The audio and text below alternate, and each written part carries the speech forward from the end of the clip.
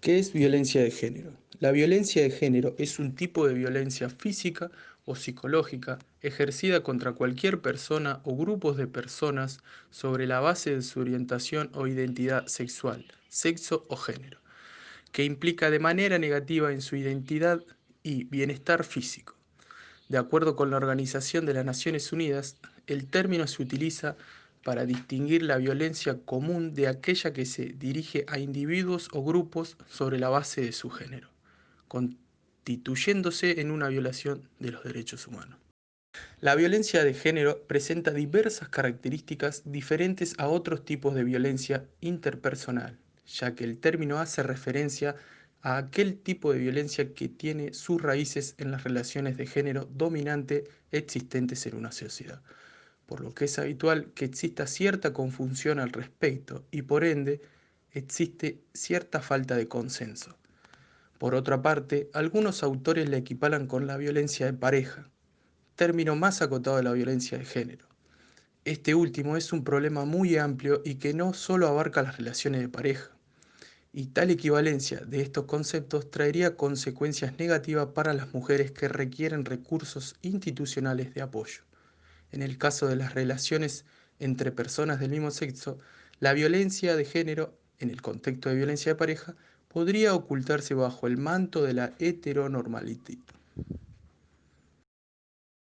Existen distintos tipos de violencia de género. Está la violencia física, violencia psicológica, violencia sexual, violencia económica, violencia patrimonial, violencia social y violencia vicaria. La Fiscalía de la Ciudad de Buenos Aires lleva registros oficiales de violencia de género desde 2010. Desde ese año, el aumento de las denuncias ha sido exponencial, pasando de 2.801 casos en 2010 a 16.883 en 2018. Los datos parciales de 2019 mostraban un nuevo aumento de 8.982 denuncias de violencia de género solamente en los primeros 5 meses. Las mujeres fueron la mayoría de las víctimas de dicha violencia, alcanzando el 88% en 2018 y 89% en 2019. Reporte de femicidios del año 2020. Según un informe, en enero del año 2020 se han registrado 74 nuevas víctimas, en febrero 92 y en marzo 78, dando así un total de 244 mujeres que fueron asesinadas por cuestión de género. Por lo que respecta al año 2019, en enero se reportaron 76 víctimas, en febrero 70 y en marzo 94, dando así un total de 240 víctimas. Durante el año 2019 en Argentina, la violencia contra el colectivo LGBT ha aumentado tanto en asesinatos como en ataques y agresiones callejeras, violencia institucional y discriminación en distintos puntos del país. Solo hasta junio ya se habían registrado 68 crímenes de odio, esto es, un ataque cada 68 horas según datos parciales del Observatorio Nacional de Crímenes de Odio LGBT, creado por la Defensoría en articulación con la Federación Argentina LGBT y la Defensoría del Pueblo de la Nación. En los crímenes de odio, la orientación sexual, la identidad y la expresión de género de todas las víctimas son utilizadas como pretexto discriminatorio para la vulneración de derechos y la violencia.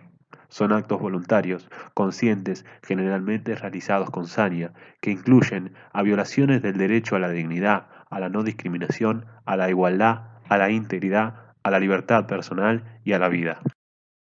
Según lo indica el informe del observatorio, las mujeres trans tienen una esperanza de vida de 35 años. Cabe aclarar que el 83% de las mujeres trans en Argentina han sufrido algún tipo de violencia o discriminación. Existe una ley que regula la violencia de género.